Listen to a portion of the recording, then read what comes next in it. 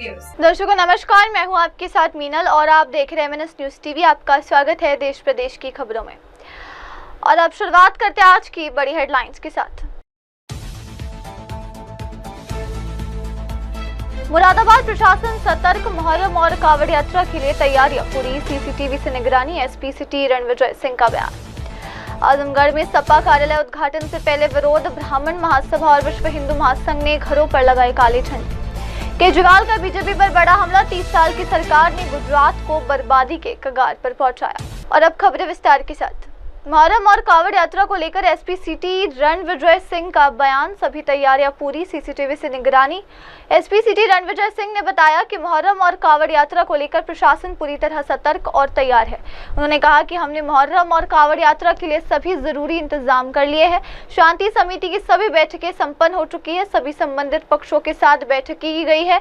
उन्होंने बताया कि मुरादाबाद में 2 प्रमुख मार्ग है जो इन यात्राओं के लिए अहम है। इन दोनों मार्गों पर विशेष तैयारी की गई है। उन्होंने कहा कि इन मार्गों पर तकनीक का भी इस्तेमाल किया जा रहा है। महाराष्ट्र में एक बहुत ही इंटरेस्टिंग घटना हुई है पॉलिटिक्स में। नासिक में हमारे कुछ प्रमुख पदाधिकारी हैं, उनके ऊपर एक झूठा आपराधिक मामला दर्ज किया। मामला क्या है? कोई एक व्यक्ति सोशल मीडिया पर हमेशा शिवसेना के और हमारे नेताओं की बदनामी कर रहा है और उसके बदले में वो पैसे की मांग करता है, ब्लैकमेल कर। हमारे लोग गए और उनसे पूछा कि आप ये क्यों कर रहे हो, ये बंद करो। तो उसने माफी मांग ली।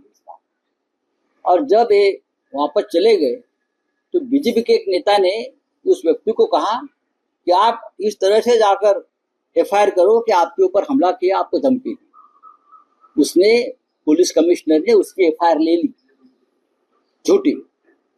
उसके बाद हमारे लोग एब्सकॉन्डिंग हो गए क्योंकि उनको अरेस्ट के लिए पुलिस आए और एंटीसिपेटरी बेल के लिए चले गए कोर्ट में नासिक के। और 4 दिन से वो लोग फरार है, एब्सकॉन्डिंग है। पुलिस उनको ढूंढ रही है, हम भी ढूंढ रहे हैं। आज पता चला ये सब गुनेगार भाजपा जिसे कहते हैं और एब्सकॉन्डिंग बीजेपी में प्रवेश कर रहे हैं एक मंत्री के उपस्थिति में। ये बीजेपी का कैरेक्टर है। कल तक जिसे आप गुनेगार कहते थे, पुलिस उनके पीछे पड़ी थी, वो एब्सकॉन्डिंग है, पुलिस को नहीं मिल रहे हैं और आज मंत्री के बंगले पर प्रवेश हो रहा है। इसी तरह से पहलगांव में जो गुनेगार है, अपराधी है, टेररिस्ट है, जिसने हमारे 26 माता बहनों का सिंदूर उजाड़ा है, वो 5-6 लोग भी एक दिन महाराष्ट्र में आएंगे और देवेंद्र फडणवीस के शासकीय निवास स्थान में बीजेपी में प्रवेश लेंगे। किसी को पता नहीं चलेगा। आप तक मिले नहीं है, इसलिए मुझे डर है कि ये लोग बीजेपी में जाएंगे और अपने आप को एकदम वॉशिंग मशीन में डालकर साफ सुथरे हो जाए। और अब अगली खबर। आजमगढ़ में सपा के नए कार्यालय उद्घाटन से पहले विरोध, ब्राह्मण महासभा और विश्व हिंदू महासंघ ने दिखाए काले झंडे। समाजवादी पार्टी के अध्यक्ष अखिलेश यादव द्वारा आजमगढ़ में पार्टी के नए आवास और कार्यालय परिसर के उद्घाटन से पहले माहौल गर्मा गया। ब्राह्मण महासभा और विश्व हिंदू महासंघ के सदस्यों ने अपने घरों पर काले झंडे लगाकर विरोध दर्ज कराया। इस विरोध को लेकर भाजपा का जिला उपाध्यक्ष हरिवंश मिश्रा ने तीखी प्रतिक्रिया देते हुए कहा कि अखिलेश यादव इटावा को अपना घर और आजमगढ़ को दिल बताते हैं, लेकिन ये सब केवल दिखावा है। उनका जुड़ाव सिर्फ राजनीति तक सीमित है, जमीन से नहीं। देखिए, मैं आपको बता दूं कि एक कहते हैं इटावा मेरा घर है और दिल मेरा आजमगढ़, केवल एक दिखावा करते हैं। मैं आपको बता दूं कि ब्राह्मण और यादव का ऐसा नाता है कि ब्राह्मण यादव घर पूजा करने जाता है तो वहीं यादव लोग आकर के ब्राह्मण के घर दूध निकालते हैं और इस तरीके से मने समन्वय बना करके इतना बढ़िया से चल रहा था। और पूज्य महाराज जी कहते हैं कि एक रहोगे तो सेफ रहोगे। तो हम आपको बता दें कि उन्होंने जब कहा कि बटोगे तो कटोगे, एक रहोगे तो सेफ रहोगे, तो ये इनको रास नहीं आया। इनको लगा कि ब्राह्मण समाज तो मेरे को हमको वोट देता नहीं। तो यादव को, जो भी यादव उसमें जुड़े हैं बीजेपी में, उनको किस तरीके से तोड़ा जाए, तो इन्होंने तोड़ने का काम किया कि वहाँ पर अगर ये चाहते तो बैठा करके मामले को तुरंत रफा दफा कर देते, कोई विवाद नहीं। लेकिन इन्होंने बयान दे करके एक तूल पकड़ा दिया और ब्राह्मणों के खिलाफ अपने लोगों से सोशल आईडी पर ये ऐसा कमेंट मैं बोल नहीं सकता, ऐसा कमेंट कोई फर्जी आईडी बना करके ऐसा ऐसा कमेंट दिलवा रहे हैं कि हम आपको बता नहीं सकते। ब्राह्मण समाज जब इनका आगमन हुआ कि आजमगढ़ आ रहे हैं, तो आजमगढ़ के ब्राह्मण समाज बौखला गए कि ऐसे ऐसे कृत्य करके ये आजमगढ़ आ रहे हैं, ये ठीक नहीं है। ब्राह्मण समाज पूरा ये विश्व हिंदू महासंघ और ब्राह्मण समाज के आह्वान पर, जो उनका संगठन है, उनके आह्वान पर आज ब्राह्मण समाज ने अपने घरों पर, चाहे आप देख लीजिए रौनापार से लेके देवगांव तक, इधर मुबारकपुर से लेके अतरौलिया तक, कहीं ऐसा कोना नहीं बचा है कि ब्राह्मण समाज कई गांव में हो तो काला झंडा न लगाया हो और इनको काला झंडा दिखा रहा है। अभी मैंने देखा है उनके एक लोग शेयर किए हैं कि वहां ब्राह्मण जाकर के पूजा कर रहे हैं। मैं आपको बता देना चाहता हूं कि दबाव में ब्राह्मण कोई चला गया होगा, ठीक है, लेकिन जिस हिसाब से जब ब्राह्मण बोलते हैं तो ब्रह्मांड में एक आवाज गूंजती है ब्राह्मणों की। आप देख लीजिए कि वो जिस तरीके से बोल रहे हैं, लग रहा है कि दबाव में बोल रहे हैं। तो दिमाग तो वहां चले गए, लेकिन दिल से आह निकल रही है, और जिस पूजा में दिल से आह निकलती वो पूजा फलित नहीं होती है। मैं भी एक ब्राह्मण हूँ। जब ब्राह्मणों का वेद मंत्र चलता है, पूजा पाठ चलती है, तो ये वायुमंडल जो दूषित है वो शुद्ध होता है। और अब देखते हैं अगली खबर। अहमदाबाद में अरविंद केजरीवाल का बीजेपी पर तीखा हमला। 30 साल की सरकार लेकिन गुजरात को बर्बादी की कगार पर पहुंचा दिया।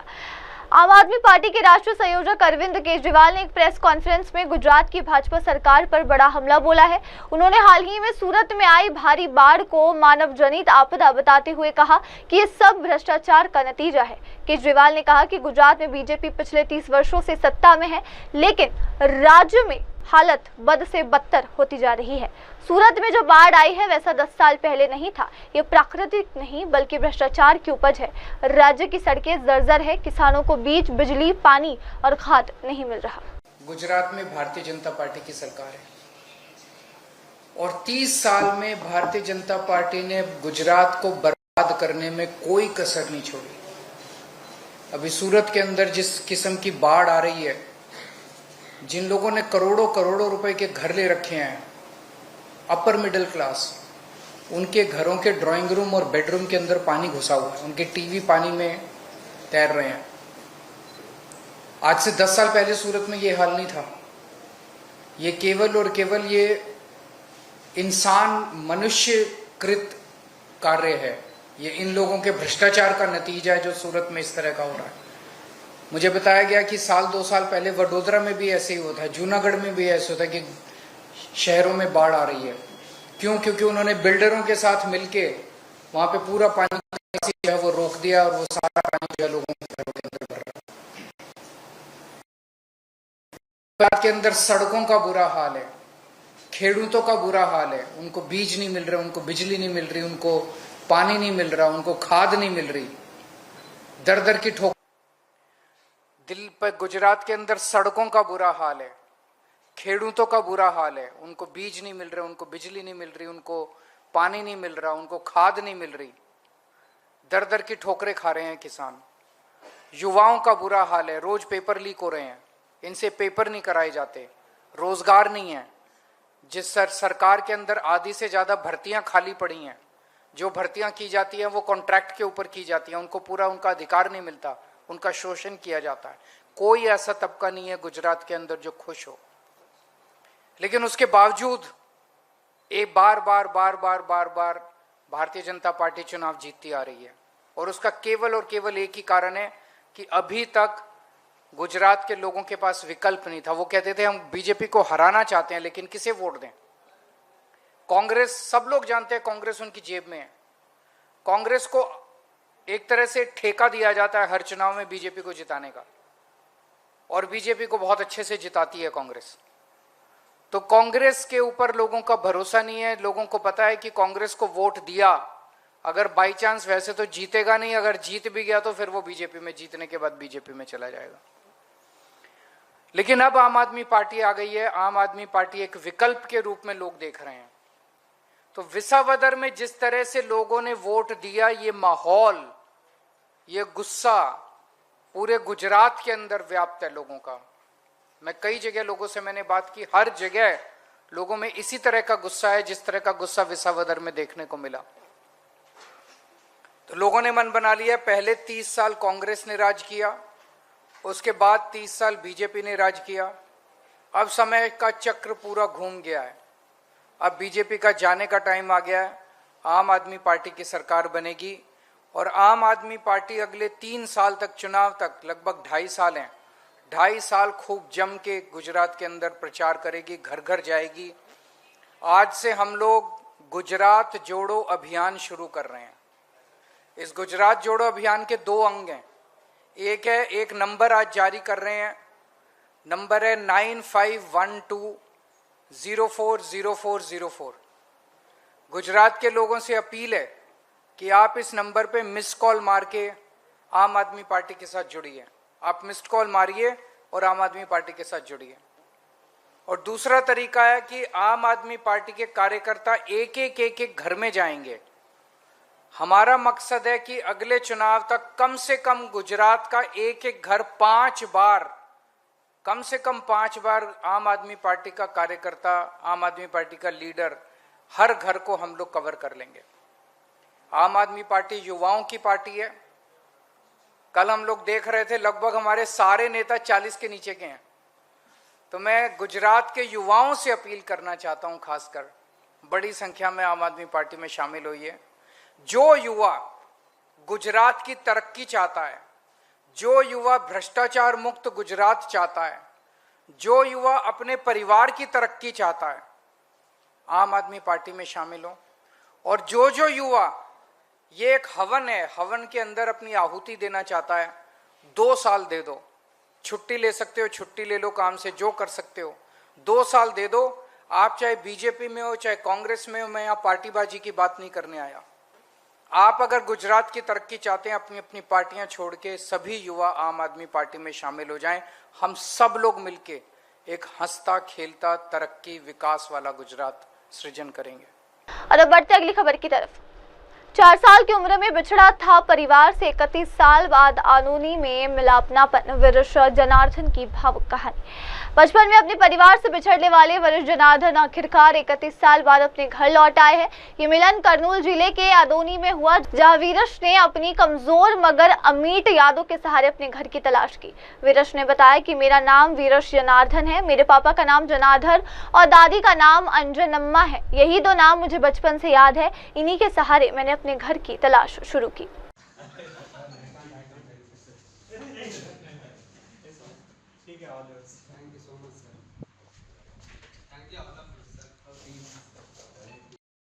मेरा नाम वीरेश जनार्दन, मेरा बाप का नाम जनार्दन और मेरा नानम्मा पेरू अंजिनम्मा। इतना मेरे को याद है। यही याद से मैं यहाँ तक आया हूँ। घर ढूंढने को आया था मैं। घर तो मिल गया, पर वे जो प्रोसीजर चालू हुआ जब मैं 4 या 5 साल का था। मेरे को घूमने का आदत है, बचपन से मैं बहुत घूमता, जंगलों में इधर उधर ऐसा कुछ भी। तो मैं 2 बार घूम गया। एक बार घूमा तो मेरे को पुलिस घर पे छोड़ा था, तो दूसरी बार घूम गया। तो घूमते घूमते मैं आदोनी स्टेशन से मैं ट्रेन में बैठा तो वो ट्रेन कब चालू हुआ और किधर गया कुछ मालूम नहीं। ये सब मुझे बाद में पता चला। तो वो ट्रेन चालू हुआ तो मैं सीधा तमिलनाडु पहुंच गया। तमिलनाडु में वहाँ पे एक बोर्डिंग स्कूल है, अनाथ आश्रम, ऑर्फनेज, जिसको माँ बाप नहीं तो उधर डालते। तो तभी मेरे को पुलिस पकड़े। वो रिकॉर्ड में 94 का रिकॉर्ड है, वैसा 94-93 का अराउंड। तो वो लोग ने मेरे को उधर डाले। तो जैसा वो लोग ने मेरे को नाम पूछा, सब नाम बताया, तो बाप का नाम बताया, बाप क्या करता है। तो मैंने डिस्क्राइब में उनको बताया था कि मेरा बाप मैं आदोनी में रहता है, पर मेरा बाप बम्बई लेके जाता है, बम्बई घूमता है। तो उनको ऐसा लगा कि तमिलनाडु गवर्नमेंट को, वहाँ के बोर्डिंग जो भी ऑफिसर है, कि उनको लगा कि ये बम्बई का रहेगा। तो बम्बई मेरे को ट्रांसफ़र किया डोंगरी में ट्रांसफ़र किया। मैं जा रहा हूँ मेरे घर ढूंढने को, क्योंकि मेरा दिल धड़क रहा बोल के मैं इधर मैं ढूंढने को आया। फिर आया तो मैं इधर प्लेटफॉर्म पे स्टे करा। मैं रात को आदोनी स्टेशन पे सोया। फिर सुबह उठते ही मैं 5 बजे निकला, बोला घर ढूंढता हूँ पूछ के। तो लोकल में किसी को पूछा, वो चाचा बोला सिटी न्यूज़ में जाओ, आपको थोड़ा जानकारी मिलेगा। पैसा करते और 2-3 नहीं मिले मेरे को, अंकल मिले।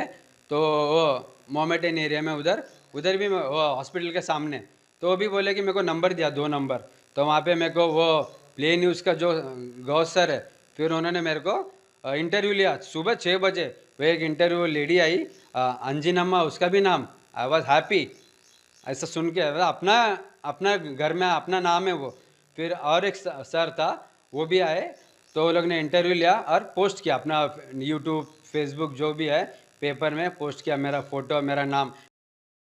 तो वन टाउन पुलिस स्टेशन गया, उधर SI सर, कांस्टेबल, सब लोग ने मेरे को सहकार्य किया, मतलब ये किया प्रोसीजर करने को, आसान करने को जितना हो सकता है।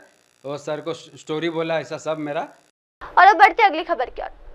टोंक राजस्थान में युवक की ट्रैक्टर से कुचलकर मौत के बाद बवाल, स्थानीय लोगों की पुलिस से झड़प।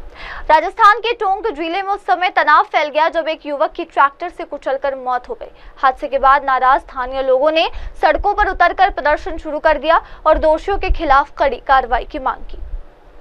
स्थिति तब और बिगड़ गई जब प्रदर्शनकारियों की पुलिस के साथ झड़प हो गई। लोगों का आरोप है कि प्रशासन और पुलिस मामले को गंभीरता से नहीं ले रही। आक्रोशित भीड़ ने मौके पर पुलिस बल की तैनाती के बावजूद नारेबाजी की और कार्रवाई की मांग की।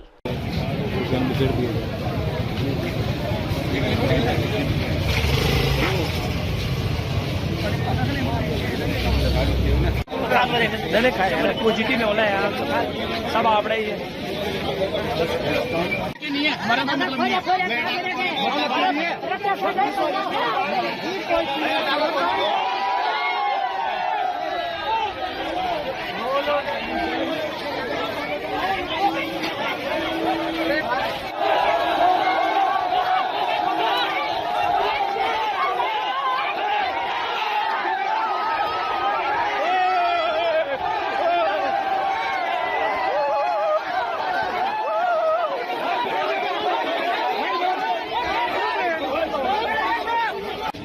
ईश्वर लाल मीणा देवपुरा वाला है, इनके पैसे का झगड़ा था।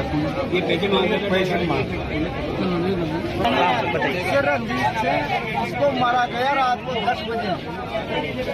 और एक सफेद गाड़ी है और काला शीशा से वो 5 जना जा जमू 1000 के लिए भाई आज चैलेंज से तेरे को मारे।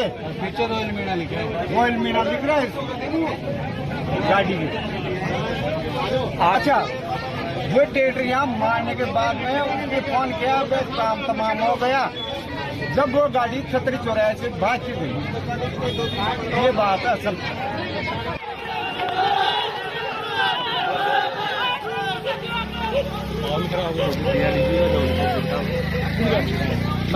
तोड़ दिया पुलिस वाला ने, पत्रकार वीडियो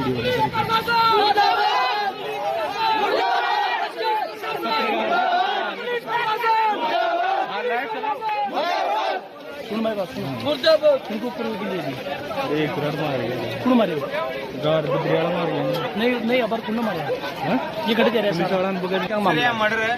पुलिस का विरोध बहुत बुरा है। हाँ, पूरी पब्लिक संतुष्ट नहीं है। रात को पुलिस मौके पे पहुंची नहीं पहुंची। पुलिस कार्रवाई नहीं कर रही है। पुलिस ही नहीं, मंत्री बनाने का क्या मतलब निकला भी ये बताओ मेरे को। ये पैसे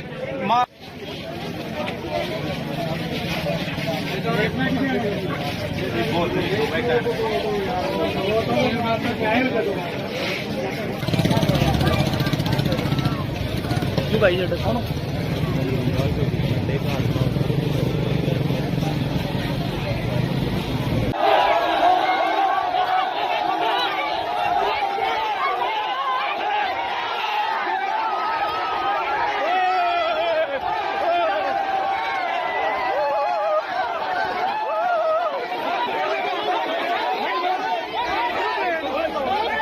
और अब देखते हैं अगली खबर।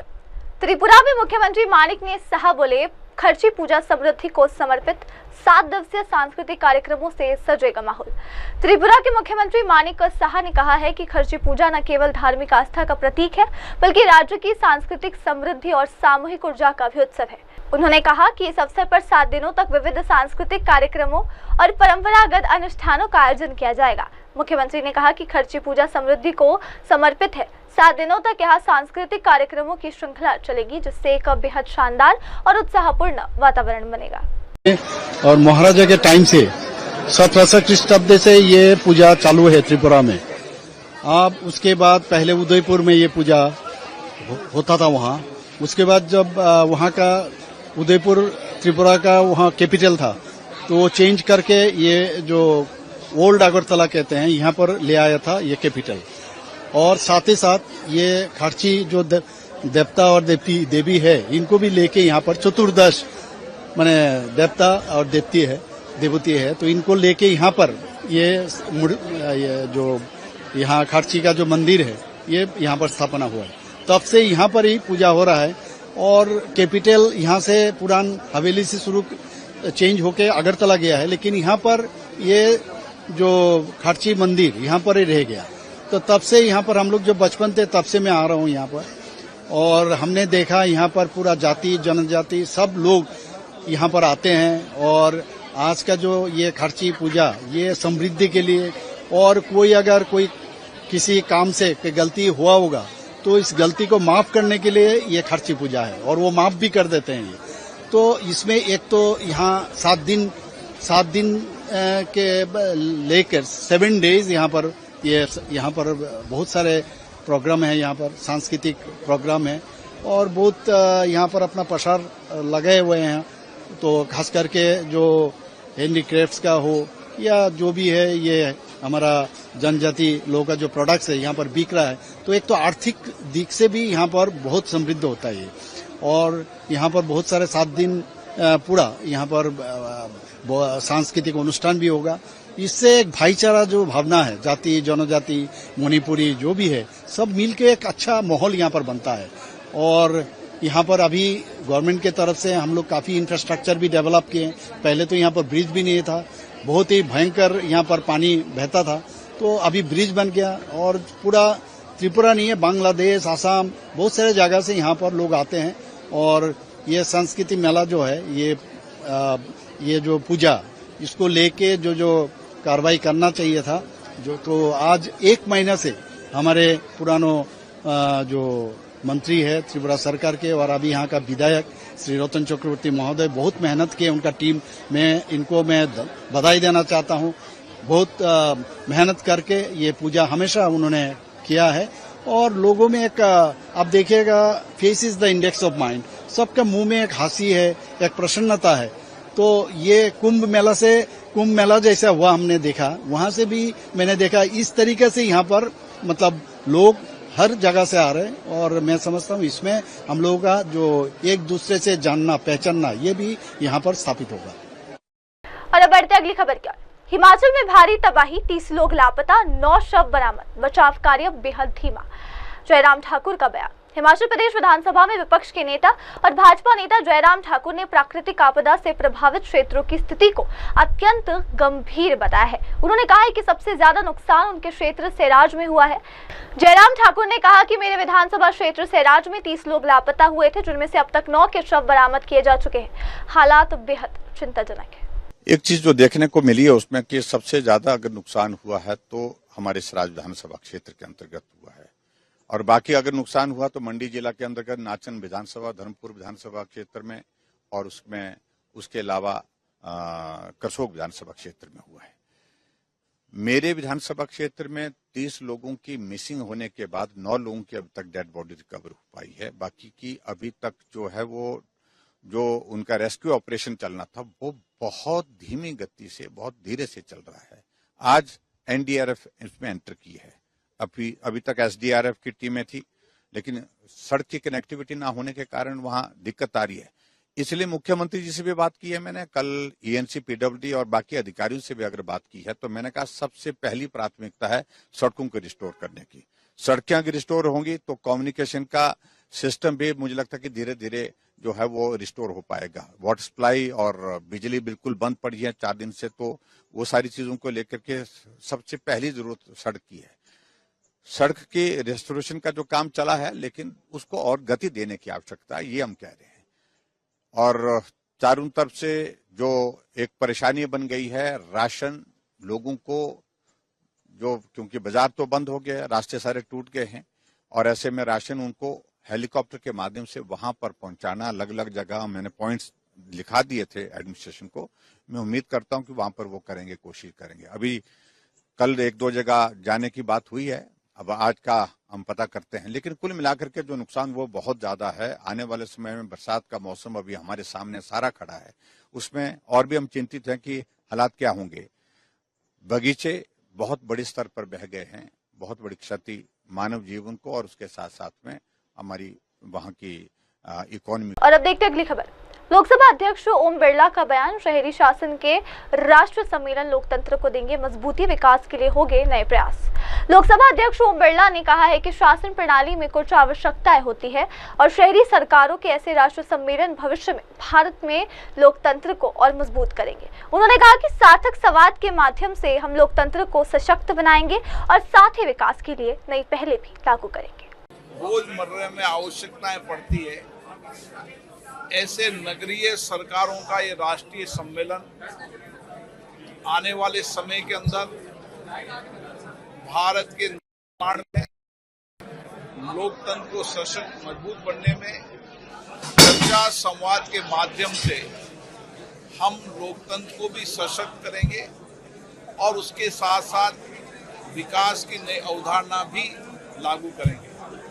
इस तरीके के सम्मेलन से जहाँ नगरीय सरकारों के सभापति वहाँ की कार्य पद्धतियों के अनुभव, विचारों, नवाचारों को साझा करने का और साझा करके अपनी अपनी नगरपालिका, नगर परिषद, नगर निगम को और बेहतर कार्य पद्धति अपनाने का लोगों का प्रयास होगा।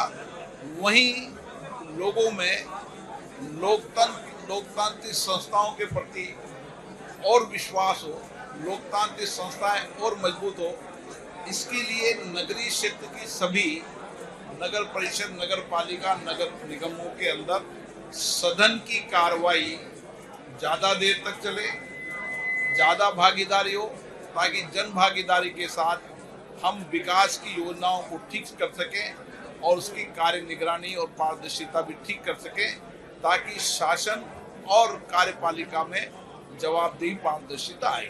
और अब देखते हैं अगली खबर। पीएमके में अंदरूनी खींचतान, डॉक्टर रामदास बोले अन्नभूमणि रामदास को किसी को हटाने का अधिकार नहीं। पट्टाली मक्कल कच्ची के संस्थापक डॉक्टर रामदास ने पार्टी के भीतर जारी मतभेदों पर सफाई देते हुए कहा है कि अन्नभूमणि रामदास को पार्टी से किसी भी सदस्य को हटाने का अधिकार नहीं है। उन्होंने स्पष्ट किया कि सलेम से विधायक अरुल समेत किसी भी नेता को हटाने का निर्णय केवल वे स्वयं ले सकते हैं।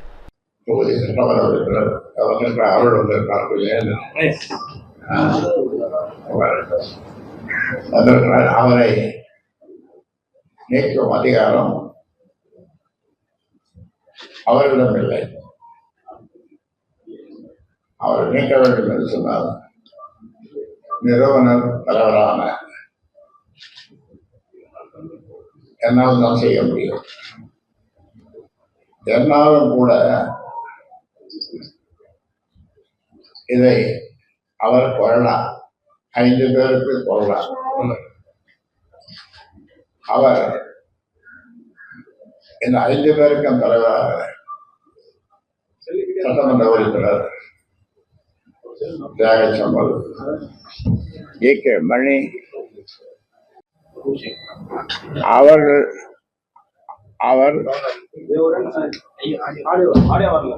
ஏ.கே. மணி அவர்கள் இந்த 5 சட்டமன்ற உறுப்பினருடைய தலைவர்.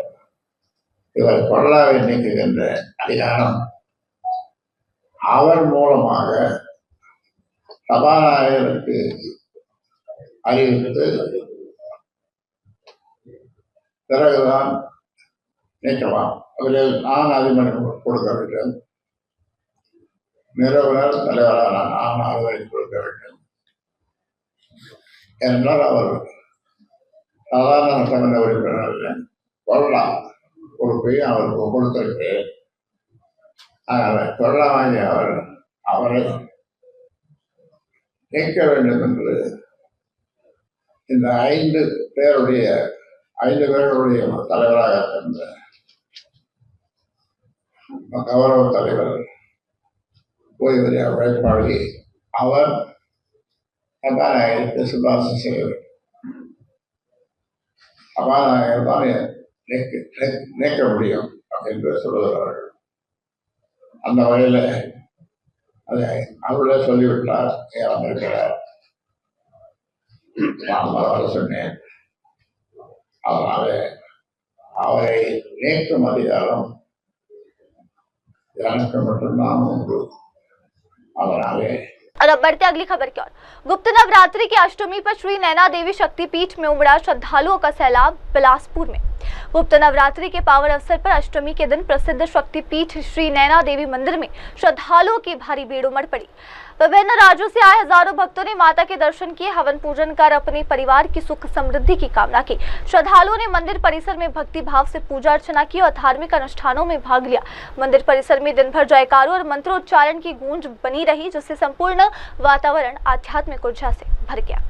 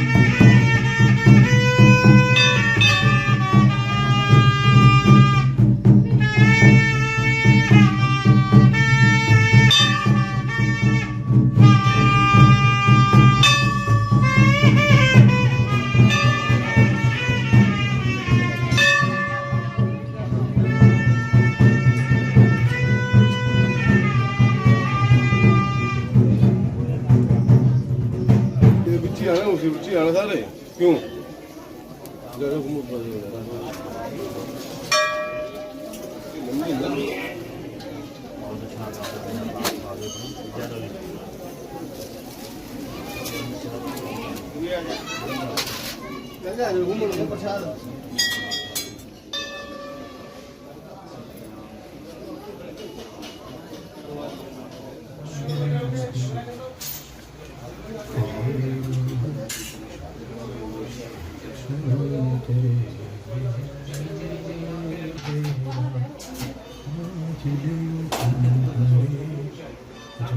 और अब देखते हैं अगली खबर।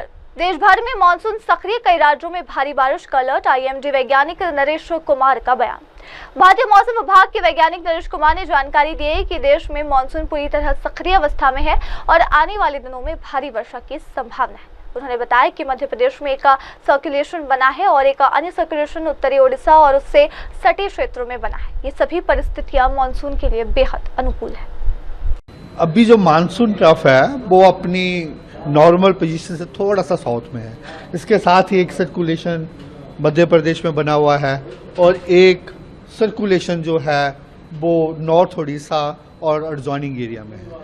तो इसके अलावा क्या है कि फीचर एक जहां ईस्ट वेस्ट ट्रफ बना हुआ है। तो ये सारी चीज़ें मानसून के लिए काफ़ी फेवरेबल हैं, जिसके कारण आप देख सकते हैं कि ऑलमोस्ट पूरा central India, even west coast, वहाँ पे ऑरेंज और रेड अलर्ट है। तो उसके प्रभाव से हमारा ये अनुमान है कि आज ईस्ट राजस्थान में एक्सट्रीमली हैवी रेनफॉल हो सकती है, 20 सेंटीमीटर से ज़्यादा। वेस्ट राजस्थान में भी साउथर्न पार्ट में रेनफॉल वेरी हैवी होने का अनुमान है, 12 सेंटीमीटर से ज़्यादा। इसके अलावा वेस्ट कोस्ट में अगर आप बात करें एसआई के, कोस्टल कर्नाटका और कोंकण गोवा के लिए भी हमारा एक्सट्रीमली हैवी रेनफॉल होने का अनुमान है और इसके साथ बाकी हिस्सों में भी heavy, very heavy rainfall continue रहेगा। ओवरऑल अगर बात करें तो मानसून एक्टिव फेज में ही है और ऑलमोस्ट पूरा वीक ही जो heavy, very heavy rainfall Bharat के ज़्यादातर हिस्सों में होता ही रहेगा। अगर आप हिमालय की बात करें, हिमालय में भी हिमाचल, उत्तराखंड में हैवी, वेरी हैवी रेनफॉल होने का अनुमान है पंजाब हरियाणा में भी 1-2 दिन के बाद जहां भी रेनफॉल एक्टिविटी बढ़ जाएगी जो हैवी वेरी हैवी हो सकता है। अगर एनसीआर दिल्ली की बात करें तो एनसीआर दिल्ली में अभी ज़्यादा रेनफॉल हम एक्सपेक्ट नहीं कर रहे, लेकिन light rainfall activity very light rainfall आने वाले 3 से 4 दिन होने का अनुमान है। मतलब 3 से 4 दिन ज्यादा भारी बारिश का कोई भी अनुमान नहीं है। ऑलमोस्ट लाइट रेनफॉल कहीं आइसोलेटेड प्लेसेस में वही होने का अनुमान है। मैप में हमें अलर्ट दिख रहे हैं येलो, ऑरेंज, रेड, तो उसको अगर उसके बेसिस पे अगर आप थोड़ा बता दें। जैसे मैंने बताया इस राजस्थान के लिए हमने एक्सट्रीमली हैवी का वार्निंग दिया, वहाँ रेड अलर्ट दिया हुआ है। सिमिलरली कोंकण, गोवा, मध्य महाराष्ट्र के लिए एक्सट्रीमली हैवी का वार्निंग है। कोस्टल कर्नाटका और साउथ इंटीरियर कर्नाटका के लिए भी हमारा एक्सट्रीमली हैवी रेनफॉल का वार्निंग है, वहाँ रेड अलर्ट दिया हुआ है। उसके बाद ये इंटेंसिटी आज के बाद थोड़ा कम हो जाएगी। और सर ये कब तक, कितने दिन तक रहेगा ये जो अलर्ट आपने? जो रेड अलर्ट है मेजरली आज के लिए है, इसके बाद थोड़ा इंटेंसिटी कम हो जाएगा, हैवी वेरी हैवी रेनफॉल फिर भी थ्रू आउट वीक कंटिन्यू होने का ही अनुमान है। आइए देखते हैं अगली खबर। राजनाथ का बिहार में शंखनाद, भाजपा कार्यकर्ताओं को दिया जीत का मंत्र। रक्षा मंत्री राजनाथ सिंह ने बिहार के दौरे पर भारतीय जनता पार्टी के कार्यकर्ताओं को संबोधित करते हुए आने वाले चुनावों के लिए जीत का मंत्र दिया। उन्होंने कहा कि प्रधानमंत्री नरेंद्र मोदी ही असली विकास पुरुष है और उनके नेतृत्व में बिहार एक बार फिर अपना खोया हुआ गौरव प्राप्त करेगा। राजनाथ सिंह ने पार्टी कार्यकर्ताओं को न सिर्फ जोश से भर दिया बल्कि उन्हें जमीन पर उतरकर जनता से सीधा संवाद करने और मोदी सरकार की उपलब्धियों को घर घर तक पहुंचाने का संकल्प भी दिया। राजभूषण जी निषाद, श्री सतीश चंद्र जी दुबे, श्री नंद किशोर जी यादव, श्री राधा मोहन सिंह जी, श्री संजय जायसवाल, डॉक्टर संजय जायसवाल और बहु गोपाल नारायण सिंह जी, ऋतुराज सिंह जी और यहां मौजूद मेरे सभी कार्यकर्ता बहनों एवं भाइयों, लंबे अरसे के बाद बिहार की प्रदेश कार्य समिति को संबोधित करने के लिए आप सबके सामने खड़ा हुआ हूं। लंबे समय के बाद आया हूं, फिर भी आप लोगों ने बहुत ही गर्मजोशी के साथ स्वागत किया है, लेकिन मैं जानता हूं भारत की परंपरा है और शिष्टाचार का तकाजा भी है। स्वागत, अभिनंदन और सलाम दुआ कभी एक तरफा नहीं होना चाहिए, इसलिए मैं भी अपनी तरफ से शीश झुकाकर आप सभी बहनों भाइयों का हार्दिक अभिनंदन करता हूं, आपका स्वागत करता हूं।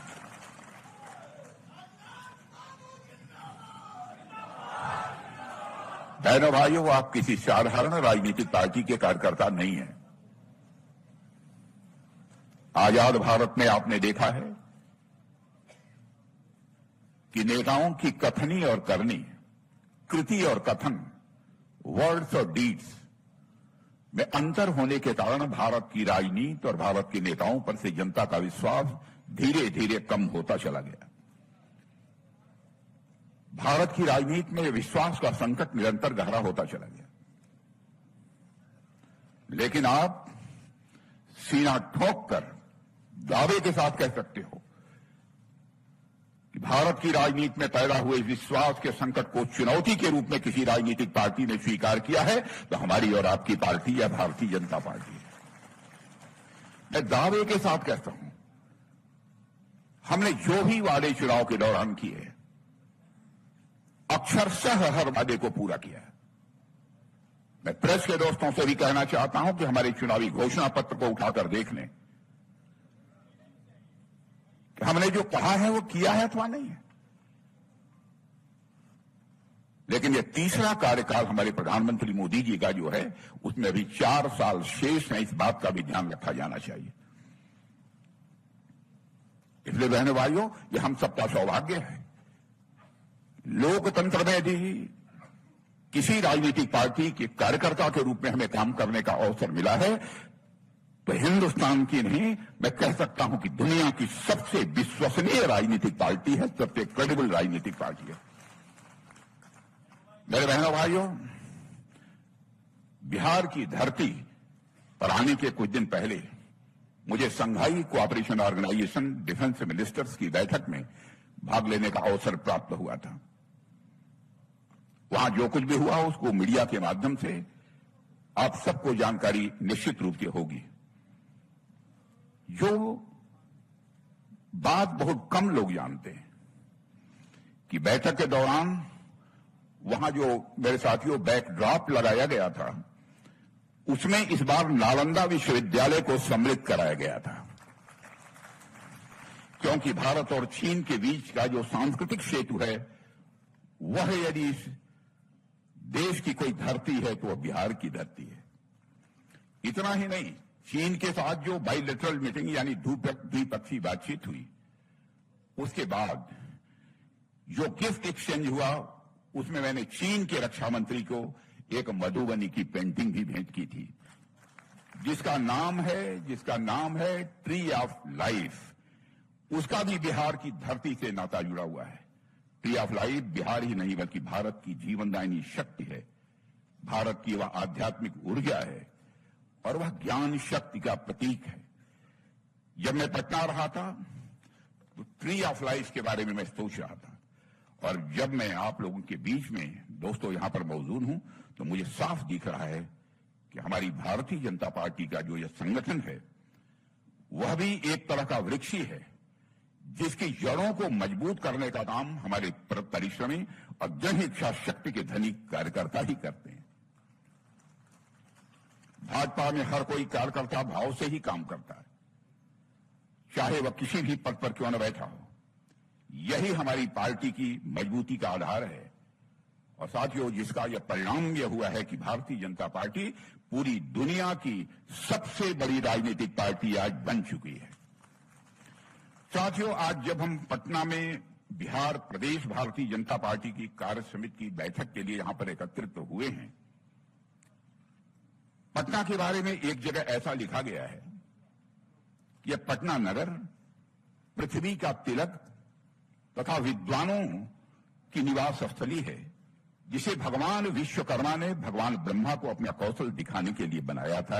यह है आपकी और हमारी यह पटना नगरी। पटना की पावन धरती विचार, ज्ञान और जन क्रांति की भूमि है। यह वही पाटलिपुत्र है जहां सम्राट अशोक ने शांति और धम्म का संदेश पूरी दुनिया तक पहुंचाया था। यही वह भूमि है जहां चाणक्य ने राजनीति और राष्ट्रनीति के शाश्वत सिद्धांत रचे थे, और जहां आर्यभट्ट ने खगोल और गणित के क्षेत्र में भारत को विश्व गुरु बनाने का काम किया था। इसलिए भूमि केवल इतिहास की ही नहीं, भविष्य के भी निर्माता है। ऐसी महान धरती है हमारे इस बिहार राज्य की। मेरे साथियों, बिहार की कमान इस समय डॉक्टर दिलीप जायसवाल जी के हाथों में है। उनकी अध्यक्षता में प्रदेश कार्य समिति की बैठक हो रही है, और मैं जानता हूं उन्होंने बराबर कार्यकर्ता के भाव से काम किया है। और एक बात जो यहां मैं जोड़ना चाहता हूं यह है कि यहां मौजूद आप सभी कार्यकर्ता सामान्य कार्यकर्ता नहीं हैं, आप स्वर्णिम बिहार के निर्माता हैं। आप सिर्फ पार्टी के सदस्य मात्र नहीं हैं, आप हमारी विचारधारा के योद्धा हैं। आप बिहार के निर्माण की नींव हैं। और आज बिहार प्रदेश कार्य समिति की बैठक मैं मानता हूं कोई साधारण आयोजन नहीं है। यह वह क्षण है जब हम अपने महान अतीत से प्रेरणा लेकर आने वाले चुनावों की रणनीति तय करेंगे, संगठन को एक नई दिशा देंगे और अपने कार्यकर्ताओं के संकल्प को जन आंदोलन में बदलेंगे। साथियों, हम सब जानते हैं कि भाजपा के बड़ा से बड़ा पदाधिकारी क्यों न हो या एक निष्ठावान करता, वह सिर्फ चुनावों के वक्त ही नहीं सक्रिय होता है, बल्कि वह हर दिन राष्ट्र निर्माण की साधना में लगा रहता है। और आज बिहार में यही साधना परिवर्तन की शक्ति बनकर उभर चुकी है। यह केवल एक संगठन की बैठक मात्र नहीं है, इस रूप में मैं इसे नहीं देखता हूं, बल्कि एक संकल्प सभा है। और उस संकल्प की शुद्धि के लिए जो बिहार और भारत को नई ऊंचाइयों पर ले जाने के लिए हमें लेना है। और मैं भारतीय जनता पार्टी के कार्यकर्ताओं को पिछले 40 वर्षों से बहुत नजदीक से मैं देख रहा हूं, उनके साथ काम किया है मैंने। बहनों भाइयों, कि हमारा कार्यकर्ता ऐसा है कि एक बात प्यार और मोहब्बत से बात कर लो तो अपनी पार्टी के लिए और देश के लिए अपना कलेजा निकाल कर रख देता है। ऐसा यह भारतीय जनता पार्टी का कार्यकर्ता है। दहशत पैदा करके इससे काम नहीं कराया जा सकता। इसको प्यार देकर, मोहब्बत देकर आप जो चाहिए सो करा लीजिए। प्रधानमंत्री नरेंद्र मोदी जी ने विगत 11 वर्षों में सिद्ध किया है। मेरे बहनों भाइयों की भारत बदल सकता है और भारत आगे बढ़ सकता है, बशर्ते नेतृत्व सुदृढ़ हो, नीयत साफ हो, नीति स्पष्ट हो और राष्ट्रहित सर्वोपरि रखा जाए। अब हमें यही विश्वास बिहार के हर निवासी के दिल तक पहुंचाना है। उसको पहुंचाने का काम यदि कोई कर सकता है तो आप जैसे भारतीय जनता पार्टी के कार्यकर्ता ही कर सकते हैं। अगर बिहार का खोया हुआ गौरव कोई शक्ति लौटा सकती है तो केवल भारतीय जनता पार्टी और एनडीए ही लौटा सकती है और कोई दूसरा नहीं लौटा सकता है। और इस दिशा में आप सभी कार्यकर्ताओं और पदाधिकारियों से मैं 5 बातें आपके सामने रखना चाहता हूं। पहला, जनता से निरंतर संवाद करें मेरे कार्यकर्ता मित्रों, लेकिन वो केवल भाषण नहीं, विश्वास का संवाद हो। जनता से जब संवाद करें तो केवल खोखले आश्वासन न दें, वही बातें उनसे बोलें जिन पर की जनता यकीन कर सके, विश्वास कर सके। इसलिए विश्वास का संवाद जनता के साथ करना है। हर बूथ, हर मोहल्ले, हर पंचायत में जाकर मोदी जी के नेतृत्व की बात कहें, भाजपा की बात करें, लेकिन उसे सिर्फ भाषण न बनाएं।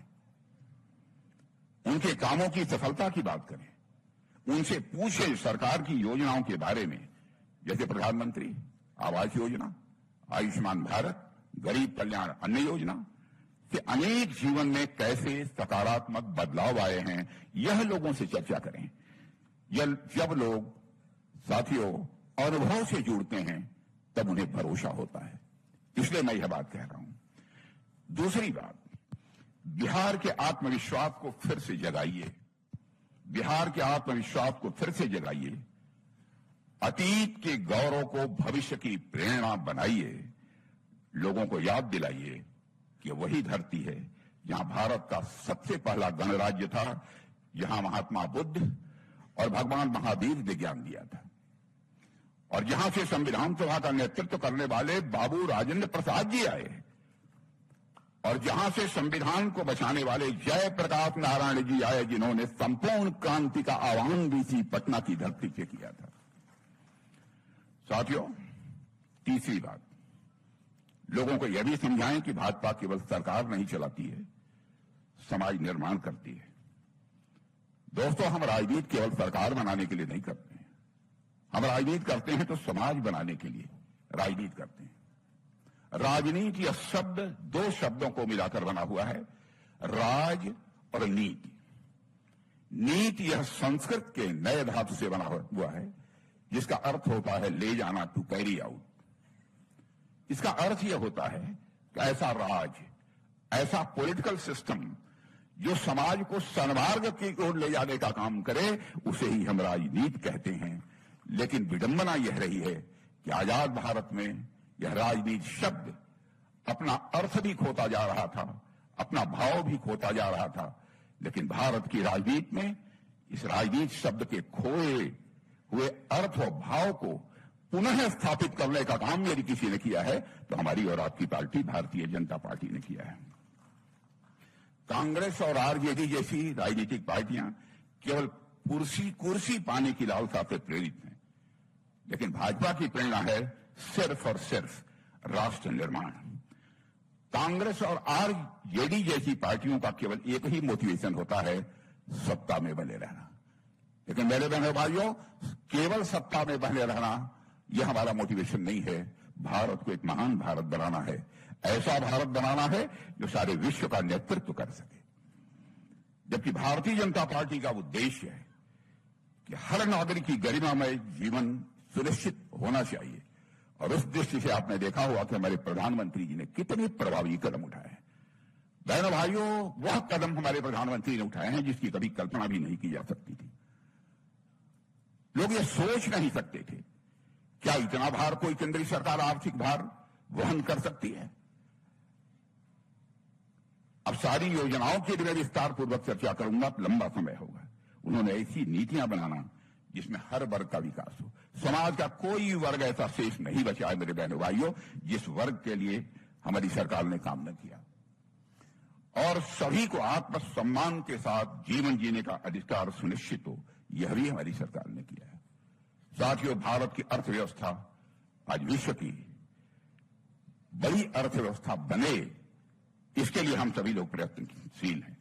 और आप जानते हैं, हमारे देश की अर्थव्यवस्था आज विश्व की तीसरी अर्थव्यवस्था बनने की ओर तेजी से आगे बढ़ रही है।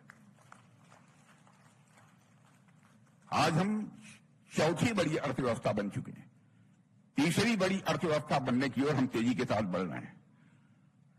तो हमें लोगों को यह एहसास दिलाना है कि बिहार भी अब तेजी से आगे बढ़ेगा और अब राज्य और केंद्र दोनों में एनडीए के विचार की मति और कार्य की गति होगी और जब हमारे मिशन और विजन के साथ कार्य होगा। चौथा, हमारे कार्यकर्ताओं को मोदी मिशन का वाहक बनाइए, यह मैं आपसे निवेदन करने आया हूं।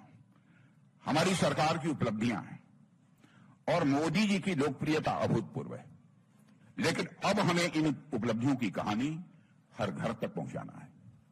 हर गली तक नहीं, हर घर तक हमको पहुंचाना है। हर कार्यकर्ता को इस सरकार के 11 साल की कहानी, जो कि जन सेवा और राष्ट्र निर्माण की कहानी है मेरे साथियों, उसे घर घर तक पहुंचाना होगा। और 2024 का जनादेश हमारे साथ था। अब 2025 में बिहार की जनता के सामने हमारी सरकार के काम और भाजपा के विचार को पूरी स्पष्टता से रखने का यह समय है। साथियों, पांचवी बात, विपक्ष के द्वारा अलग अलग प्रचार किए जाएंगे, झूठी अफवाहें फैलाई जाएंगी। तो विपक्ष की झूठी बातें और भ्रम फैलाने की राजनीति को तथ्यों और तथ्यों के साथ जवाब दीजिए, और जवाब दीजिए तो आत्मविश्वास के साथ जवाब दीजिए। हमें यह भावना घर घर तक पहुंचानी है कि बिहार पिछड़ा नहीं है, बल्कि बिहार को पिछड़ा बनाया गया है, इसलिए यह बिहार जो है पीछे रह गया है। साथियों, आरजेडी और कांग्रेस फिर से विभाजन की राजनीति को हवा देंगे, यह मानकर चलिए। जातियों में बांटेंगे, वर्गों में लोगों को बांटेंगे, लेकिन हम विकास और विश्वास की राजनीति करते हैं। इसलिए जब विपक्ष नफरत की राजनीति की बात करे तो उसका जवाब और कुछ नहीं हो सकता, वह सेवा की राजनीति है, हो सकती है। उसी सेवा की राजनीति से ही उसका जवाब देना है। और जब ये बिहार को पीछे धकेलने वाली बात करें तो हम उज्जवल भविष्य का रोड मैप बताएंगे, कैसे हम बिहार को हम आगे बढ़ाएंगे। जब वो विभाजन की राजनीति करें तो हम लोगों को जोड़ने वाली बात करनी है, और जब वो बिहार के लोगों को मुद्दों से भटकाएं, हम शिक्षित बिहार की बात करें, हम लोगों को बताएं कि आत्मनिर्भर बिहार कैसे बनेगा। और मैं कह सकता हूं कि एनडीए के शासनकाल में इस बिहार में मेरे दोस्तों उल्लेखनीय प्रगति हुई है।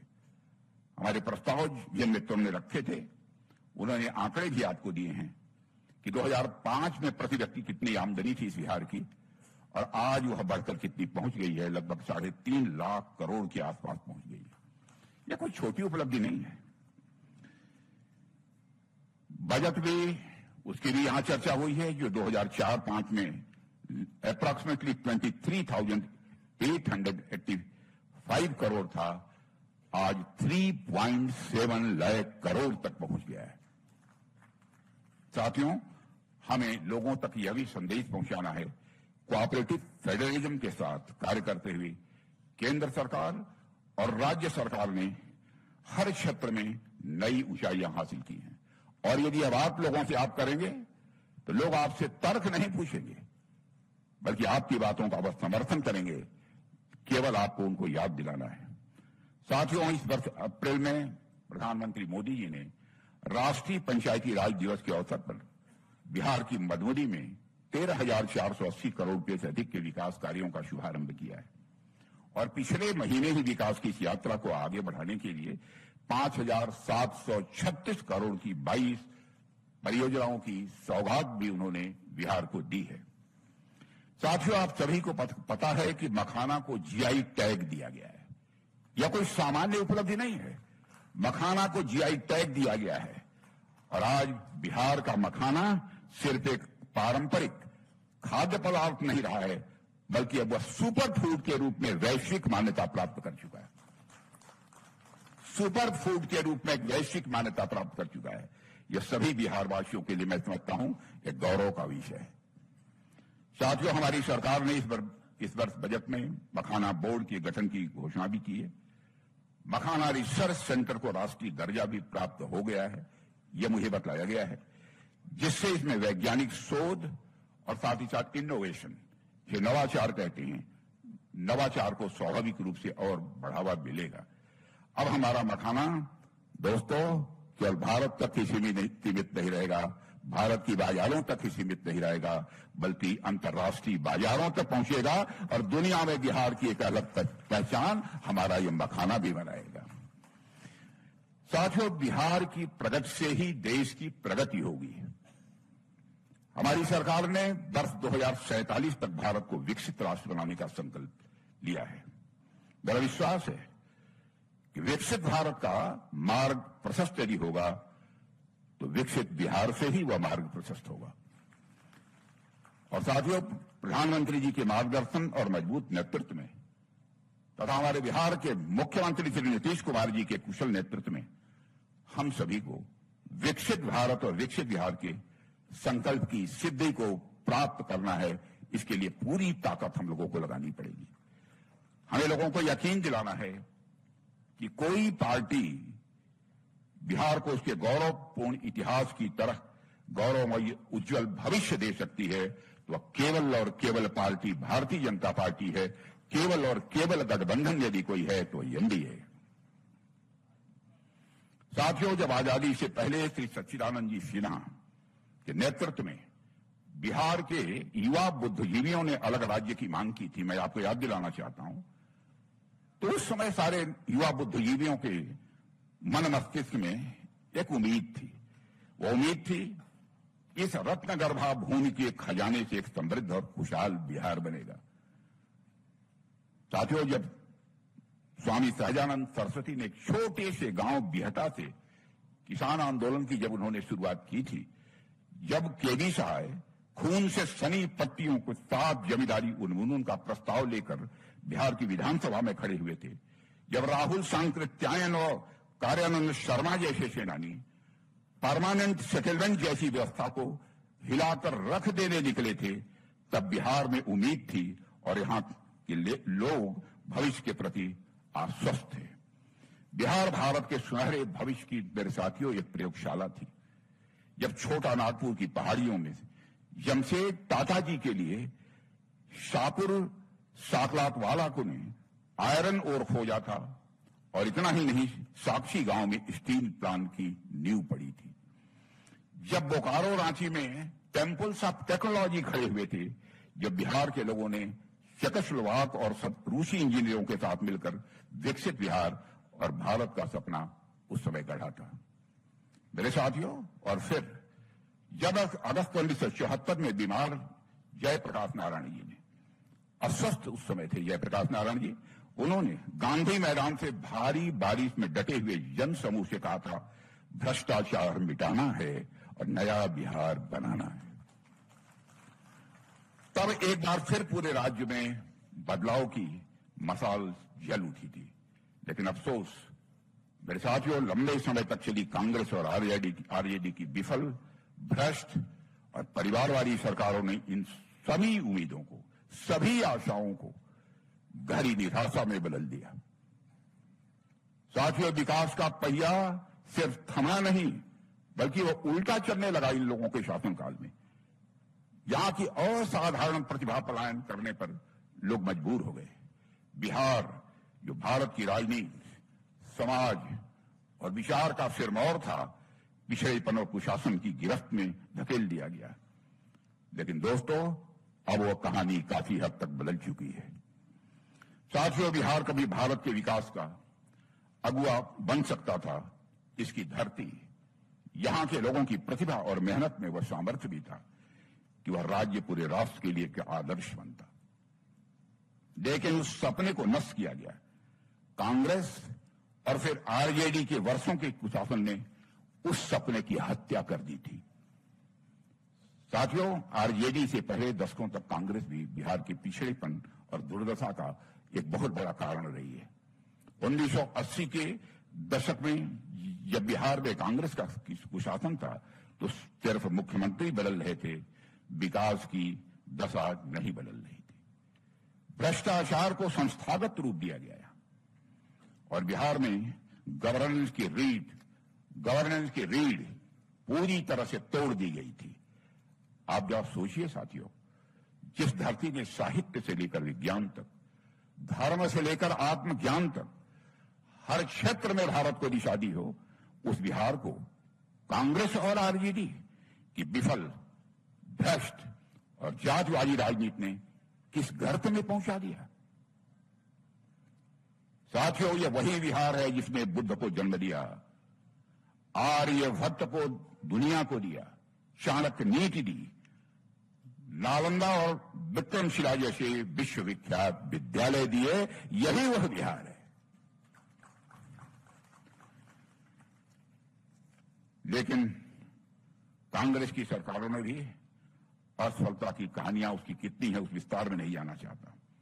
लेकिन जब कांग्रेस सत्ता से बाहर हुई तो बागडोर किसके हाथों में आई थी? आरजेडी के हाथों में आ गई। उन्होंने बिहार को बेहतर करने की कितनी कस्में बिहार की जनता से खाई थी, यह बताने की आवश्यकता नहीं है।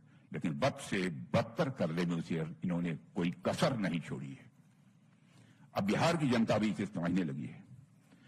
आरजेडी कांग्रेस राज के दौरान अपराध, जातिवाद और जंगल राज ने साथियों बिहार को ऐसे अंधेरे में धकेला जहां से बाहर निकलने का रास्ता आज तक यह बिहार ढूंढ रहा है। लेकिन हमारी सरकार इस अंधेरे से निकलने के लिए पूरी ताकत से आज काम कर रही है और काफी हद तक इस अंधेरे से हमारा बिहार निकल चुका है। साथियों, आज ये एनडीए का संकल्प केवल सत्ता प्राप्ति नहीं, मैं मानता हूं उस ऐतिहासिक अन्याय का प्रतिकार है जिस बिहार ने दशकों तक झेला है। और अब समय आ गया है कि बिहार अपने अतीत से सीखे और उस उम्मीद से फिर से जिए जिसका वो सचमुच में हकदार है, और बिहार के लोग विकास और सुशासन का वो भागीदार बने। इसलिए साथियों, पिछले 2 दशकों में भाजपा और मुख्यमंत्री श्री नीतीश कुमार जी के नेतृत्व में बिहार ने अभूतपूर्व प्रगति की है। पुरानी जंगल राज की छवि को बिहार ने काफी हद तक तोड़ दिया है और जो भी सकारात्मक बदलाव बिहार में हुए हैं वह स्पष्ट रूप से अब लोगों को दिखाई दे रहे हैं। मैं याद दिलाना चाहता हूं, सन 2013 में नोबेल पुरस्कार विजेता अर्थशास्त्री जोसेफ स्टिग्लिट्ज जब नालंदा के किसानों से मिले थे तो उन्होंने कहा था कि बिहार के जैविक किसान वैज्ञानिकों से भी बेहतर हैं और उनकी खेती की पद्धतियों को दुनिया भर में दोहराया जाना चाहिए, ये उन्होंने कहा था। यानी जिस बिहार को कभी बिल्कुल बर्बाद हो गया था, यह कहा जाता था, अब वह नवाचार और आत्मनिर्भरता की बिहार अब मिसाल बन चुका है, जिसका एहसास उनको भी हुआ। द इकोनॉमिस्ट पत्रिका दुनिया की एक मानी जानी पत्रिका है जिसने एक समय बिहार को इंडियाज आर्म पिट कहा था। साथियों, उसी ने नीतीश कुमार जी के शासन में बिहार की सराहना करते हुए उसी इकोनॉमिस्ट ने लिखा है कि बिहार भारत की सबसे अप्रत्याशित लेकिन शानदार टर्न अराउंड स्टोरी बन चुका है। यह उस इकोनॉमिस्ट ने लिखा है, मैं यह बात नहीं कह रहा हूं। उन्होंने लिखा है कि कैसे बिहार में सड़कें बनी, कैसे बिहार में स्कूलों में बच्चे पहुंचने लगे, कैसे बिहार में कानून और व्यवस्था में सुधार हुआ है और विकास की एक नई धारा बिहार में प्रारंभ हुई। यह उन्होंने कहा है। यही अंतर दिखता है साथियों, जब नेतृत्व मजबूत हो, नीयत साफ हो और शासन में ईमानदारी हो। मैं दावे के साथ कह सकता हूं कि हमारे चाहे बिहार के मुख्यमंत्री हों, चाहे हमारे उप मुख्यमंत्री हों, चाहे हमारे मंत्री हों, कोई मां का लाल उंगली उठाकर नहीं कह सकता कि उनके दामन पर कोई भ्रष्टाचार की दाग लगी हुई। इसलिए मेरा पूरा विश्वास है कि वही बिहार जिसे दुनिया कभी हिकारत से देखती थी, आज वह प्रेरणा बन सकता है और बन रहा है। साथियों, लालू जी कहते थे कि उन्होंने बिहार को स्वर्ग नहीं स्वर दिया है। याद होगा आपको, उन्होंने कहा स्वर्ग नहीं स्वर्ग दिया है। लेकिन वह साथियों, ये सच है कि उन्होंने बिहार को न स्वर्ग दिया, न स्वर दिया और न बिहार को स्वाभिमान दिया। बस दिया यदि लालू जी ने तो डर दिया, भ्रष्टाचार दिया और दबंगों का राज दिया। जिस दौर में शिक्षा की जगह जाति का कार्ड चलता था, नौकरी की जगह टिकट और ठेका मचता था, उस दौर को क्या स्वर्ग कहेंगे आप? साथियों, स्वर्ग तो तब आता है जब हर वर्ग, हर तबका बोले। लेकिन लालू जी के राज में बोलने का हक बस कुछ बाहुबलियों और उनके दरबारी अफसरों का ही था, और कोई बोलने की हिम्मत नहीं कर सकता था। गरीब, पिछड़ा, दलित, सबकी आवाज को कुचलकर सत्ता को अपनी संपत्ति बना लिया गया। उस समय को याद कीजिए जब किडनैपिंग केस में सेटलमेंट किसी सरकारी घर में हुआ करते थे। अब नाम नहीं लेना चाहता, किसी सरकारी आवास में हुआ करते थे। साथियों, मतलब जंगल राज में सत्ता में बैठे लोग सिर्फ चारा ही नहीं खाते थे, हफ्ता भी खाते थे। और आज जो आरजेडी या कांग्रेस की टीम वापस लौटने का ख्याली सपना देख रही है, साथियों, ये वही लोग हैं जिन्होंने बिहार को बंजर किया है। यह मैं आपको याद दिलाना चाहता हूं। लेकिन मैं मानता हूं कि बिहार की जनता अब जाग चुकी है। बिहार की जनता राजनीतिक दृष्टि से अब काफी जागरूक है। इसलिए अभी यहां जातिवाद नहीं चलेगा, तो बिहार में केवल विकासवाद चलेगा। इस बार चुनाव सिर्फ विकास पर होगा और जवाब मिलेगा उन सभी को जो बिहार को फिर से अंधेरे में धकेलना चाहते हैं। साथियों, बिहार की इस माटी ने एक ऐसे सपूत को जन्म दिया, बिहार की इस माटी ने एक ऐसे सपूत को जन्म दिया जिसने राजनीति को सत्ता का साधन नहीं, समाज सेवा का माध्यम बनाया। वह शख्सियत थी जननायक कर्पूरी ठाकुर। उन्होंने पिछड़ों, अति पिछड़ों और वंचितों को उनकी हिस्सेदारी देने के लिए जो कर्पूरी फार्मूला दिया, वह सिर्फ आरक्षण का गणित मात्र नहीं था, वह सामाजिक न्याय का एक पूरा दर्शन था मेरे साथियों। और मैंने भी उत्तर प्रदेश में मुख्यमंत्री रहते हुए उसका अनुसरण किया था।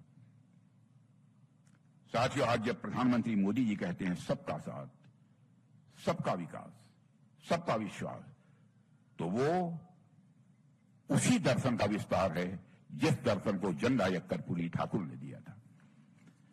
साथियों, हमारी सरकार ने सामाजिक न्याय को बढ़ावा देने के लिए जाति जनगणना की अनुमति दे दी है। मोदी जी ने राष्ट्रीय पिछड़ा वर्ग आयोग को संवैधानिक मान्यता दिलाई है। यही तो है कर्पूरी ठाकुर की विरासत को आगे ले जाना। कर्पूरी ठाकुर की विरासत को यदि आगे कोई ले जा सकता है तो केवल और केवल भारतीय जनता पार्टी और एनडीए ही ले जा सकते हैं मेरे बहनों भाइयों, और कोई दूसरा नहीं ले जा सकता। और साथियों, कितना बड़ा राजनीतिक और नैतिक विरोधाभास है कि लालू प्रसाद जी यादव, जो हर मंच पर कर्पूरी ठाकुर जी को अपना गुरु कहते हैं, उनके विचारों, उनकी सादगी और उनके सिद्धांतों की सबसे अधिक उपेक्षा यदि किसी ने की है तो उनकी सरकार ने ही की है। कर्पूरी जी ने जिन मूल्यों को, समाजवाद, ईमानदारी और अंतिम व्यक्ति तक न्याय के लिए अपना जीवन खपा दिया, उन्हीं मूल्यों का लालू यादव जी के शासन में उसके साथ क्रूर मजाक किया गया, सारे मूल्यों को कुचल डाला गया। हालांकि लालू जी सार्वजनिक रूप से तो कर्पूरी जी के साथ अपनी घनिष्ठता प्रदर्शन करते थे, लेकिन निजी तौर पर उनके लिए क्या कहते थे शायद बिहार के कुछ लोगों को मालूम होगा। मालूम है कि कुछ लोगों को नहीं मालूम। बहनों भाइयों, कर्पूरी जननायक कर्पूरी ठाकुर जी के लिए आप शब्दों का प्रयोग करते थे, ऐसा लोगों ने मुझे बतलाया। यह दोहरा चरित्र है लालू जी। राजनीति में चरित्र दोहरा नहीं होना चाहिए। और यह एक पुस्तक पे लिखा हुआ है जिसे मैंने देखा है, वह शंकरसन ठाकुर एक वरिष्ठ पत्रकार थे, उन्होंने पुस्तक लिखी है ब्रदर्स विहारी, उसमें इसका उल्लेख किया है। और एक घटना और मैं आपके सामने यहां रखना चाहता हूं, जिसे पढ़कर मेरा मन बहुत व्यथित हो गया। प्रसिद्ध पत्रकार शंकरसन ठाकुर ने अपनी पुस्तक में स्वर्गीय लक्ष्मी साहू की बताई एक घटना का भी उन्होंने उल्लेख किया है।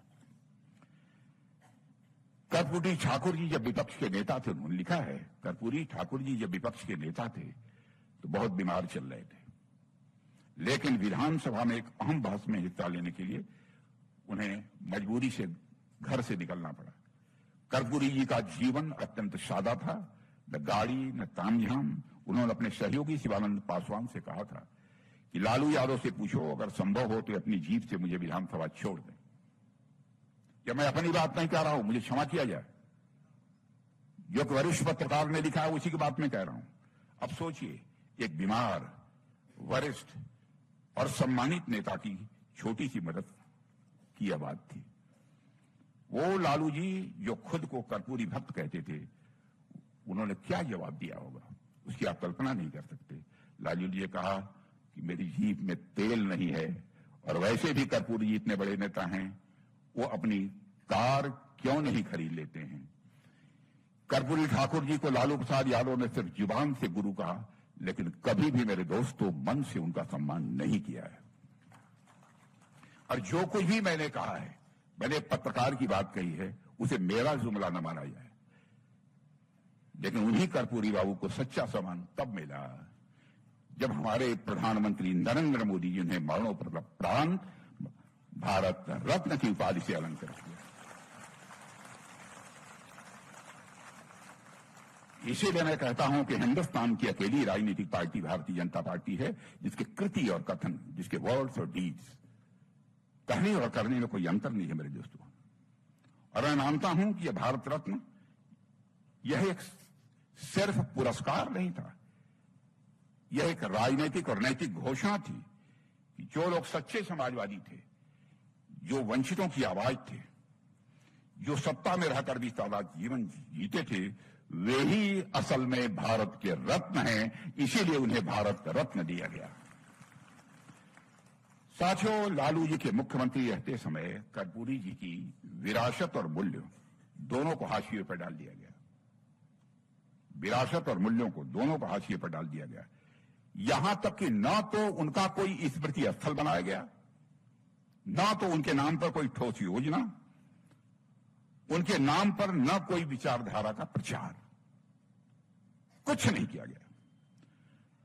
सिर्फ हमारे प्रधानमंत्री मोदी जी ने न सिर्फ कर्पूरी जी का नाम नई पीढ़ी को फिर से याद दिलाया है, बल्कि उनकी जीवन शैली और सिद्धांतों को 21वीं सदी की राजनीति का आदर्श बनाया है। साथियों, महापुरुषों का अपमान करना कुछ दलों की आदत बन चुकी है। सम्मान देना तो दूर, उन्हें अपनी राजनीति की चौखट पर बिछा देना ही यह उनकी शैली बन चुकी है। साथियों, हाल ही में देश के अंतर आत्मा को झकझोर देने वाला एक दृश्य वायरल हुआ था, शायद आपने भी देखा होगा, जिसमें लालू यादव जी के जन्मदिन समारोह में बाबा साहब भीमराव अंबेडकर की तस्वीर लालू जी के पैरों के पास रखी गई थी। सोचिए साथियों,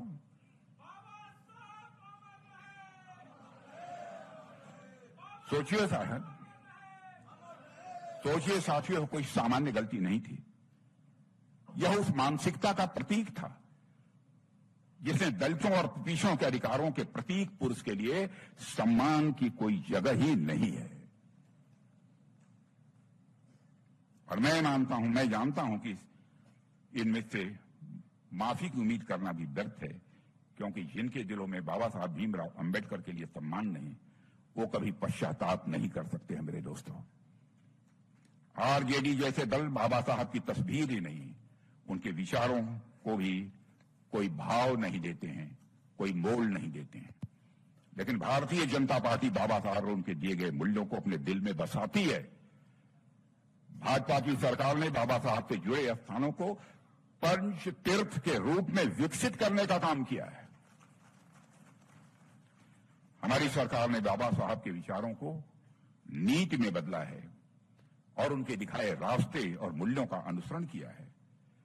बाबा साहब ने के दिशा निर्देश को मानते हुए समाज के अंतिम व्यक्ति तक पहुंचने का काम आजाद भारत के इतिहास में पहली बार किसी सरकार ने किया है, तो हमारी सरकार ने किया है, हमारे प्रधानमंत्री नरेंद्र मोदी जी ने किया है। और यही प्रयत्न हमारे श्रद्धेय अटल बिहारी वाजपेयी जी जब भारत के प्रधानमंत्री थे तो उन्होंने भी किया था। यही फर्क है प्रचार और प्रतिबद्धता में, और यही फर्क है दोस्तों दिखावे और भक्ति में। साथियों, कुछ लोग पूछ सकते हैं कि हम बार बार अतीत की बात क्यों करते हैं, जो गुजर चुका है उसकी बात क्यों करते हैं। हम इसलिए बात करते हैं कि ऐसे लोगों का असली चेहरा जनता को याद रहे, ऐसा न हो कि देश की जनता उसे भूल जाए। वे इन लोगों की चिकनी चुपड़ी बातों में न आ जाएं, क्योंकि वो खतरा अभी पूरी तरह से समाप्त नहीं हुआ है। वो सोच, वो व्यवस्था, वो भ्रष्टाचार जिसने बिहार को वर्षों तक अंधेरे में धकेला है मेरे दोस्तों, वो आज भी नया रूप लेकर हमारे सामने खड़ी है। हम सबको सजग रहना है। साथियों, आरजेडी और कांग्रेस ने मिलकर बिहार को पिछड़ेपन, बेरोजगारी और अपराध की गर्त में धकेला है। उन्होंने सत्ता को जनसेवा का माध्यम नहीं बल्कि परिवार की सेवा का साधन बना दिया है। युवाओं को से रोजगार छीना, किसानों को दर दर भटकने से इन्होंने मजबूर किया है और महिलाओं को असुरक्षा का भाव दिया और युवाओं के भविष्य को इन्होंने अंधेरे में धकेलने का काम किया है। आज जब एक नई पीढ़ी आगे बढ़ रही है तो दोस्तों हमारा कर्तव्य है कि उन्हें सच्चाई से हम परिचित कराएं, हकीकत क्या है। उन्हें बताएं कि अगर बिहार को कोई बदनाम करता रहा तो वही दल थे, और अगर बिहार को कोई नया भविष्य दे सकता है तो केवल और केवल हमारे मोदी जी के नेतृत्व की सरकार दे सकती है केंद्र में, और प्रदेश में नीतीश जी के नेतृत्व की हमारी एनडीए सरकार ही दे सकती है। साथियों, हम सभी जानते हैं कि सिवान की धरती ने भारत को डॉक्टर राजेंद्र प्रसाद जी जैसा भी एक महान सपूत दिया था। एक स्वतंत्रता सेनानी, संविधान सभा के अध्यक्ष और हमारे पहले राष्ट्रपति, जिसकी ईमानदारी और राष्ट्रभक्ति पीढ़ियों के लिए आदर्श रही है। लेकिन दुर्भाग्य से लालू जी के जंगल राज में यही पवित्र धरती अपराध और आतंक की प्रयोगशाला बन गई है। और साथियों, आरजेडी कांग्रेस के राज में बिहार, जहां कभी संविधान की गूंज सुनाई देती थी, वहां गोलियों की आवाज गूंजने लगी थी आरजेडी और लालू जी के शासनकाल में। एक सभ्य समाज की जगह खौफ का साम्राज्य कायम हुआ था, और उस अंधेरे दौर का प्रतिनिधित्व करती थी आरजेडी की लालटेन। और उस लालटेन ने रोशनी देने की जगह लोगों के घर में आग लगाई है। उस लालटेन ने लोगों को रोशनी देने की जगह लोगों के घरों में आग लगाई है। साथियों, आपको नई पीढ़ी को इस इतिहास को केवल याद दिलाना है, क्योंकि इतिहास हमें याद दिलाता है कि जब शासन दिशाहीन और मूल्य विहीन हो जाता है तब कैसे महान भूमि भी अंधकार, अराजकता, अपराध से बंजर हो जाती है। केवल यह लोगों को याद दिलाना है। हम अतीत को इसलिए याद करते हैं मेरे दोस्तों, ताकि भविष्य में वही गलती न दोहराई जाए।